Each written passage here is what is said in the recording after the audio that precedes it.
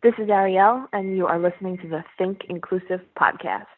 Recording from my office in beautiful Marietta, Georgia, you are listening to the Think Inclusive podcast, episode 15. Today we have Arielle Hobbs, founder of the Lion League, a fantastic organization that is changing how we build inclusive schools around the United States. We talk about what inclusion looks like in her family, and how the Lion League is different from other social inclusion organizations.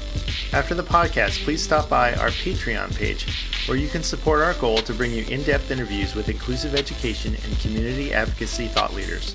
In order to cover our hosting, transcription, and production costs, we would like to meet our goal of $100 per month. Please help keep this vital resource available to everyone by pledging your support of $1, $5, $10, or $20 per month. When you pledge as little as $1 per month, you get access to our patron-only feed for blog posts, special edition podcasts, and picture updates along the way.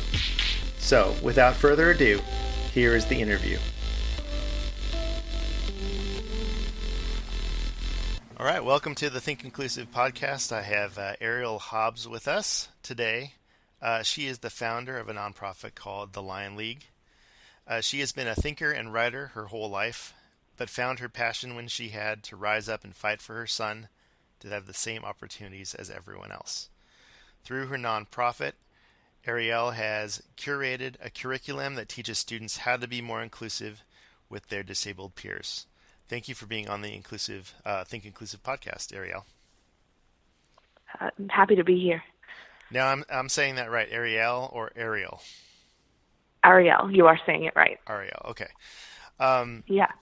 Perfect. So we had talked a few months ago now about the Lion League, and I was just really excited about what the Lion League was and is and can be, and I wanted you to come on the podcast to kind of explain to our listeners what it is and how it relates to thinking inclusive and inclusion in general. So why don't we start off with what is the Lion League?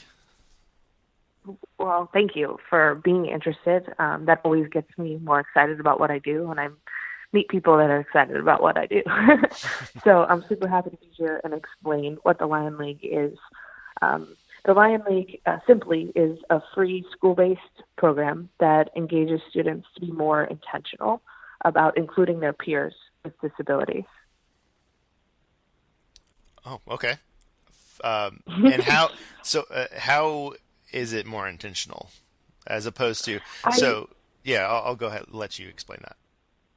Yeah, for me, there's a lot of programs out there that kind of pair children up, or they have mentors or buddies, but that is it might not end up that way, but it starts as a forced relationship where you're paired with this person. It's not a natural friendship forming. It's not natural interests of one another.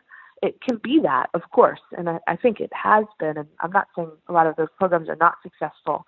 I think that they are. But for me, I just wanted something that really focused on teaching, typically developing students more about what is inclusion, what is disability, how can we be more understanding and accepting, and just natural. And then the natural stuff comes after that. Because if you're more aware of what inclusion is, of what disability is, of the people around you, then you're going to the friendships and the interest level is just going to be more of a natural occurrence rather than a forced one. Okay. So help me understand how this would look in maybe just a typical elementary school. Now, Absolutely. Sure. And it's all. Let me just go back and say this isn't just for elementary school, correct? This is for like K through 12, correct? Correct. We have an elementary school curriculum, we have a middle school curriculum, and we have a high school curriculum. They, of course, they teach the same basic concepts, but we break it down differently for the age groups. Okay. And is this something that's done during the school day, or is it like an after-school club, or can it be? I guess it could be both. Yeah, it can be either. I really don't put any restrictions on the schools. My focus is really just to get everyone talking about inclusion. So I don't care how you do it. And that's one of the things that I say right away whenever I speak to somebody or somebody has interest in the Lion League. We're thinking about after school club. Great. That sounds perfect. We're thinking about, something during the day. Great. That sounds fantastic. I have one school that's doing it. They're hitting every student in the school. Their counselor goes around and does like a social and emotional curriculum. And in that elementary school, 4 times a year, she teaches the Lion League curriculum. So every single student in that school is getting the Lion League curriculum. And I think that is really, really cool when schools believe in it so much that they make sure that this isn't just a group of 10 students that are going to hear this. We're going to teach this to everybody. And that just makes me feel good about kind of what we're doing over here at the Lion League. So it looks totally different for every school. I think initially I started it with the thought that it would be after school programs and students would really get together and kind of have maybe, obviously a teacher has to oversee and all that, but really student run. And what I've found in, just kind of, we're still at the beginning stages and learning so much, but counselors and the administrative staff are really grabbing a hold of the idea and the concept and the mission of the Lion League, and they're really wanting to teach it to a more broad group than just 15 students that gets together after school. And I'm really happy about that. Fantastic. So I have a couple more questions about the curriculum. So the curriculum that is developed, is that something that you wrote or that you adapted? Yeah, I wrote it just from some personal experience, from some basic research, and then I try and work. Each year, we want the curriculum to be different because we hope that we're maintaining some of the same students, and eventually our elementary students will be middle schoolers, and we still want them to be in the Lion League. So the concept will be the same, but we hope to come at it from different perspectives every year. So I have a spot on my website where you can actually volunteer to help me write the curriculum for that year. It's just like a little committee that we put together, and it's annual because we want it changing every year. So it's only a 1-year, volunteer position. It's very low-key. I'm pretty low-key. And I just really want other perspectives in writing this curriculum, not just mine at all. So this year I worked with 2 really fabulous special education teachers, and we just approached it from, their point of view and mine, and that's where the curriculum came from this year.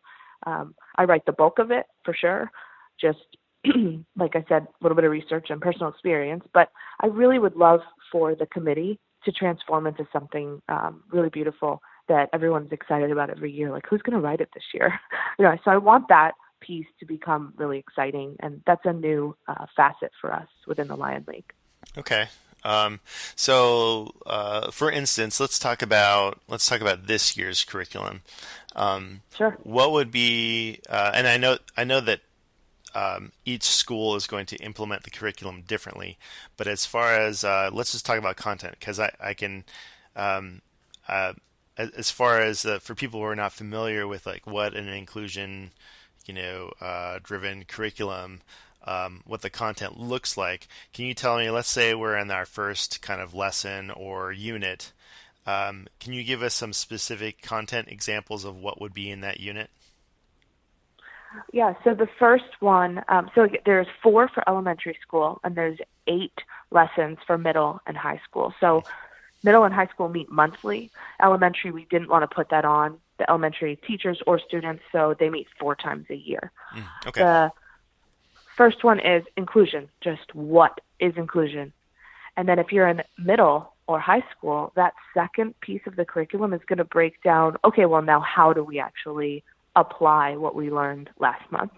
So in elementary school, again, it's more of just a basic overview, like what is inclusion, and kind of a little bit of like how can we, there's always action on the curriculum for every single curriculum that comes out, whether it's you're in the elementary school, middle or high, 4 or 8. So at the end of your session, when these students are learning the curriculum, they have a takeaway. They have a piece of paper that's a printout, and they put their own action items in there. How am I going to apply what I've learned for the next 30, 60 days? And we really want them to come back to that next session and say, I challenged myself to talk to, 3 new students that I didn't know much about and ask them questions or whatever their personal challenges were. And then we hope that they report those challenges. So throughout the year, we're hoping that every single meeting gets more rich because the students are doing and understanding and just kind of having greater awareness as we go along throughout the year. Oh, I like that. I like that a lot. And how, I know that you probably don't dictate this, but what are some examples of how schools are implementing this, as far as getting kids involved in recruiting, I guess, students? So is it like a school-wide announcement? I mean, have you heard schools of doing like school-wide announcements or like school-wide flyers, or do teachers kind of have their eye on certain students and they go and they ask them individually? Like, how does that work? Very different across the board. I think some really feel like, oh, we'll do this as like a leadership. I already have a leadership group formed, so why don't we just add it to what they do? That's great too. And then, like I said, that one school really took it another step further, and they're teaching it to everybody. So there's no option there. There's nothing going home. Every kid is hearing of our curriculum, which I think is amazing. That's an elementary school here in Texas. I have another school here in Texas that has, it's an elementary school, but they have like some afternoon, after school clubs. And so that's an optional sign up. The club list goes home and then students can decide if they want to join.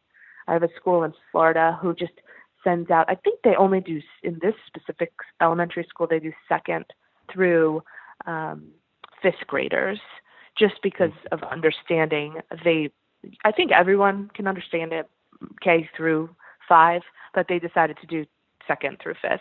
And they sent home the option. I think they made a little presentation at school, and then they asked kids if they were interested, and if they were, they sent home just a little bit of information for the parents to let them know their children wanted to participate in this. So everyone's doing it so different, but I love that. I have a middle school here in Texas it's a leadership group, and a middle school in Arkansas, and they have a specific group that they get together.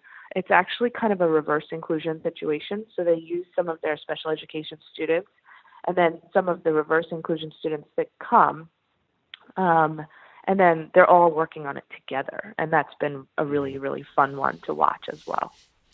Yeah, so that was my next question, as far as how students with disabilities, or that are labeled as special education students,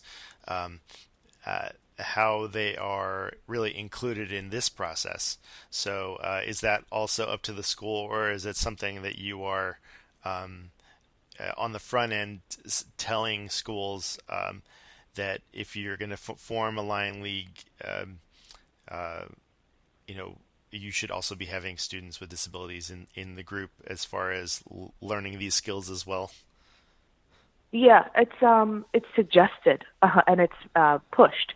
So on my end, yeah. I can't make anybody do anything on their end. Right, of but course. For us, we definitely want full inclusion even in the Lion League, because it's so much more rich when we do have students with all different types of differences, whether it's disability or it's race or it's background.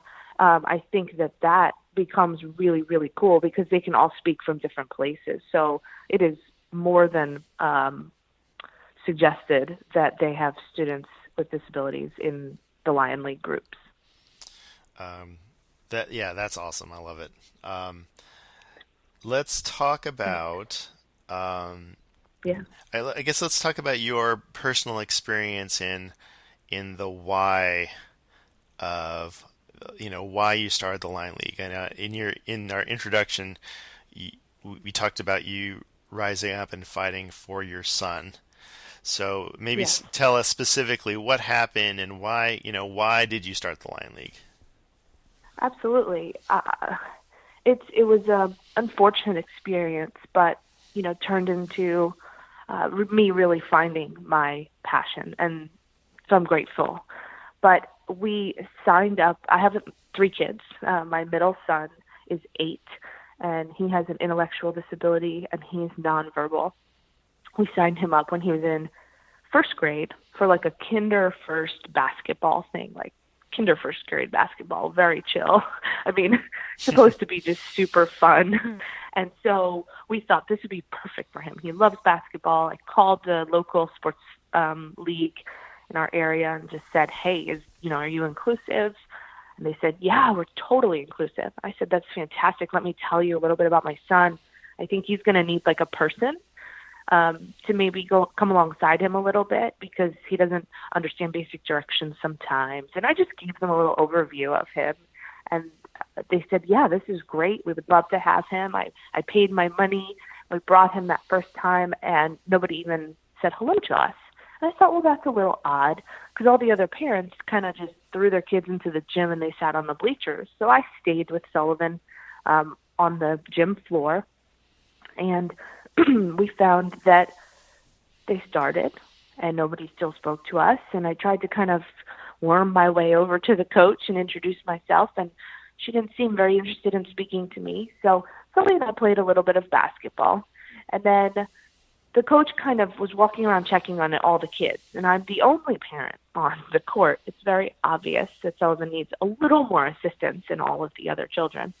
And she kind of looked at me and started to walk over and then decided against it and just turned around and walked away. And I thought, oh my goodness, what is happening right now? So I didn't want to upset my son, but I couldn't stay. I was getting really fired up. I was getting really emotional, and I decided to leave. So we pulled out. I called them. I told them that I need my money back and how I felt about them a little bit. And I was just gravely disappointed in their lack of welcoming us, including Sullivan, and just trying to accommodate him in the very minimal way that he needs accommodation. Sully is very, very friendly, very social. And so I thought that they really just dropped the ball. I found that after that, I just stayed angry. I'm a very, very happy, positive person. Mm-hmm. So this was not normal for me. And instead of letting that eat me up, after a couple weeks of kind of being angry, I decided that this was something that I had to do something about. So I created initially what was called Pride Inclusive Sports. Pride Inclusive Sports was created to kind of try and push this idea of inclusive recreation activity. So there's a lot of things out there for typically developing children. There's a lot of things out there for children with disabilities. But there's nothing that's meshing the two. And why aren't our kids playing together? Mm-hmm. For me, all kids should be playing together. That doesn't seem too far-fetched. So but in the world of competitive sports, it's a very, very difficult thing. And I don't look at it the way that a lot of people do. So I completely failed with my first mission of trying to include people in recreation. Really, truly just totally bombed. The sports went really well, actually. For 2.5 years, we had wonderful special needs disability programming and it was fantastic. We had soccer, we had swimming, we had all of these different things. But in the end, there was no parents of typically developing children that would sign up their kids for our activities. Mm-hmm. So after 2 years, I decided to take a step back and just say, what am I missing? Obviously missing something because I'm segregating the community that I'm trying to include. So I'm failing miserably at doing what I intended to do. Mm-hmm. So through this, I took a break. Wasn't sure if I was going to continue what I was doing. And in this time is when I decided, no, I'm not going to stop what I'm doing. I'm going to change what I'm doing, and I'm going to educate people on inclusion and disability because obviously they don't understand. So I was in a place of passion, and that's where the Lion League was created, specifically with my son in mind, but obviously with the benefit of hopefully affecting the lives of all people and the disability community in general. Right. Now, in saying all that about the the segregation that happens with just sports in general, because you have sports that are so competitive, it's such a competitive world, the sports world, especially for kids, and you sign your kid up for Little League, and it's just it's very intense. Yes, So very. so you saw that when you created the Pride Inclusive Sports, that model, that it was attractive to families who have children with special needs or disabilities. Um, so do you think though that there's a place for special needs or disability specific events or organizations? I know that wasn't, it didn't line up with what you were thinking of what you wanted to do. Um, Mm, but I guess in general, right? mm. Like for instance, Yeah, Special Olympics, or I know there's other organizations that are disability specific. right. Do you feel like there's a place for that? Uh, I'm a I'm a realist. Um, I'm a dreamer too, which is cool. I'm proud that I'm both of those things, but I have to live now, and I have to hope for better. And that's, I think, having a child with disabilities, I have found that spot, right? I have to live in the space of this is what this looks like today, but I'm going to hope that this looks like X, Y, and Z in the coming weeks and months and years. So for me, right now, there is a place for the Special Olympics because I see firsthand how much joy it brings to the disability community. Last weekend, we were participated in a Special Olympics swimming event, and my son had the best time, and just felt like a superstar. And we had a wonderful experience, and we met amazing people, and everyone was having a great time. So there is space for that. Do I wish that sports were not as hyper competitive at this age? Do I wish that the world looked different and we could have kids playing with one another and all on the same swim team? Absolutely, I do. But I also feel like I have to look at right now. So I dream about there not being a need for the Special Olympics, but I don't think that we're there yet. I think that's a really good point because um, I mean, part of my background as far as in the education world and what classrooms look like in special education, um, Mm. and I feel very similar in that. And I'm about to ask you, I guess, your opinion about the self-contained versus inclusive, model Okay. in special education. Yeah. Um, but I find myself thinking the same thing as in I have a dream and I have a vision, um, that we can have inclusive schools. And those inclusive Hmm. schools will look a certain way where they're, Right. like you said, there's no need for the Special Olympics. There's no need for self-contained classrooms. But we're not there yet, right? And Yep. it, Yeah. it, We're just it, not. we're not. And I used to feel really sick and bad about that because being in education, for so long, and seeing this disconnect, that I felt like I was betraying my ideals because I'm still, working in this system, um, Mm. that does have these self-contained classrooms. But I think what it comes down to for me is that I'm really in it for the kids. The kids aren't the problem. Like the Right. students are not the they're not what is holding us back, right? So Right. as long as I have that in mind and just try to do what's best for kids, just like you're trying to do what's best for your son and kids like your son, who need a little bit extra help, um, and so you are trying to push people into what could be, but at the same time you're participating in Special Olympics. You're participating in what's right now available, and Absolutely. I and I would not deprive him of that. Yeah. yeah, exactly, yeah. So I just talked a lot, so I apologize. I didn't mean to like step all over your stuff. No. Oh my God. No, no, no. No, I love No, this is the fun part. uh, but So let me ask you, do you feel Yeah. that kind of same kind of tension as far as uh, education for your son and what that looks like? Yeah. Yeah, I mean, it's going to be a similar answer.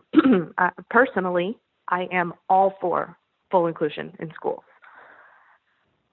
But in doing what I do, I'm so fortunate to meet amazing parents of children with disabilities, meeting individuals that have disabilities, young and old. And I welcome this conversation always because I always want to hear both sides, and I have heard both sides. I think when I first started this inclusion journey, as it were, um, I thought that everyone felt like me, especially parents. I felt like, of course, they all want their kids to be included. Of course, they all want, full inclusion in schools. But then I met a couple parents that were like, no, not interested in that. And I was like blown away by this. I'm not now because I've been in it for a little while, but when I first really, became a disability parent and I was all for that for my child. And I was so shocked when I met people that weren't. But I love hearing why. And I think as long as we're like respectful and always willing to learn and grow, I think it's beautiful to hear both sides. And I love to hear why. Because some of them, it's just their fear of having their child engaged in the general education setting all day. And I get that too. If you have a very medically fragile child, I get that fear 100%. So I think that personally, I totally am for full inclusion in schools. But I also want to be very respectful of some of the parents who have fears and are nervous about what that looks like for their children. Yeah, and also, I want to say that it does come out of fear, but there's a reason for the fear because they've seen, and I've seen too, where there's a system that's not set up for this to happen in an authentic way. And there's a lot of factors for that, and there's a lot of reasons why there's a lot of barriers for Yeah. inclusive education to thrive. But the one thing that I kind of go back to is that this is not what we're advocating for as far as for inclusive education, and also for what you're talking about with what you're promoting with the Lion League. It's not like this doesn't happen. Like inclusive models happen, and they happen all over the country, and they happen all over the world, and they're happening right Correct. now. Like Correct. this is not a fairy tale. This is research based. it's it is You totally literally agree. it is literally happening. So we have this Yes. dream of something happening, right? But it's not like it's never happened before. And we can point to Correct. examples. Now, people can say whatever they like about, well, that wouldn't work here, but at least we can point to examples and say this is how this particular community has decided to implement these values, and Hmm. hopefully, with organizations like the Lion League and and other ones, that we can say yes, this can happen in your community. You have to make it a priority. So Right. yes, so I, that's why I'm just really excited about the ideas that we're talking about, and what you're promoting, with the Lion League. So Thank you. Thank you. yeah, It means a absolutely. lot. Yeah. How can people who are interested in the Lion League and what you're doing, how can they contact you and get curriculum for their school, or after school club, or whatever? Absolutely. TheLionLeague.org is our website. Everything is on there. Description of our curriculum. We also offer kind of workshops for schools. Right now, we're just offering them locally in Texas, or if I'm drivable to you. So possibly like Louisiana, Arkansas. But we that would be me just coming in and doing like 2 workshops a year if your school maybe is not ready to embrace the actual full curriculum of the Hmm. Lion League. And then we also Yes, we have tons of different, and we have volunteer opportunities like I spoke about earlier. So visiting the website is definitely the best way. There's tons of contact information on the website where people can get in touch with me. And I usually answer personally, so I'd love to hear from everybody, and I would love to hear from any of our listeners. Perfect. Are you also on social media, and is there a way they can connect there? Yes. So again, through the website, you can certainly do that. We're Facebook. We're on Twitter. I don't tweet very much, if we're going to be honest. We're on Instagram, and you can connect with me personally on Facebook as well. I'm, again, always thrilled to connect with people personally, not just professionally. Awesome. And one more thing before I let you go. Absolutely. As a little bit of a teaser, right? Are you still in process of writing a children's book?